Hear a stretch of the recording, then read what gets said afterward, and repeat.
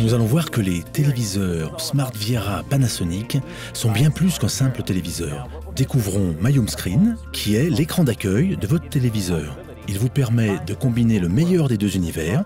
Il regroupe l'univers de la télévision classique et l'univers d'Internet. Les téléviseurs Smart Viera permettent de combiner les avantages et les fonctionnalités de ces deux univers au sein d'un seul produit. Je vais vous montrer rapidement les caractéristiques principales. On démarre avec l'écran que vous voyez ici et qui apparaît lorsque vous allumez votre téléviseur. À présent, nous sommes dans le mode de sélection de l'écran d'accueil. Il existe 3 différents types d'écrans qui sont préconfigurés au départ. Chacun d'eux est totalement personnalisable. En plus de ça, il est également possible de configurer totalement son propre écran d'accueil. Voici maintenant la présentation de chacun des 3 écrans préconfigurés.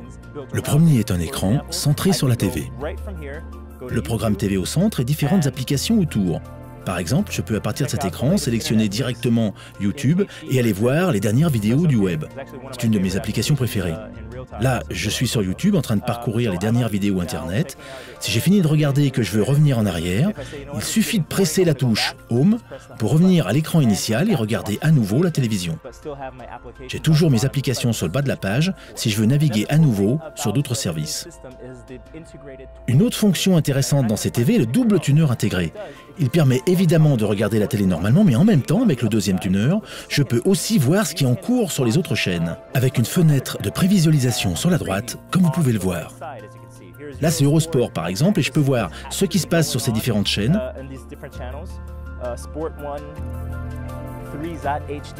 Si je veux basculer sur cette chaîne, je presse OK. Et la chaîne prévisualisée devient la chaîne principale, et on peut aller de l'une à l'autre très facilement. Si j'ai fini de regarder cette chaîne et que je veux en voir une autre, et là je contrôle tout avec ma tablette, je peux presser simplement le bouton OK et basculer de l'une à l'autre très facilement. Voilà les fonctions principales de cet écran d'accueil My Home Screen.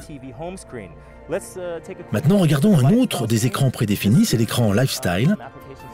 Sur cet écran, je retrouve des applications comme l'horloge, la date, le calendrier, une fonction rappel d'événements ou encore un bloc-notes si je veux laisser un mot à d'autres membres de la famille.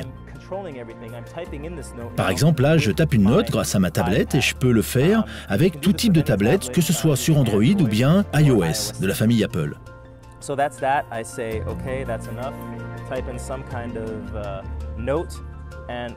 Lorsque j'appuie sur la touche Retour, je retrouve la note au bas de mon écran. Je peux maintenant passer sur la météo ou toute autre fonction préprogrammée dans mon home screen. La dernière version du home screen que je vais vous montrer, c'est le home screen info, où on retrouve vraiment la combinaison d'Internet et de la télé. Mon écran télé est à nouveau au milieu et j'ai mes favoris Internet sur le côté droit.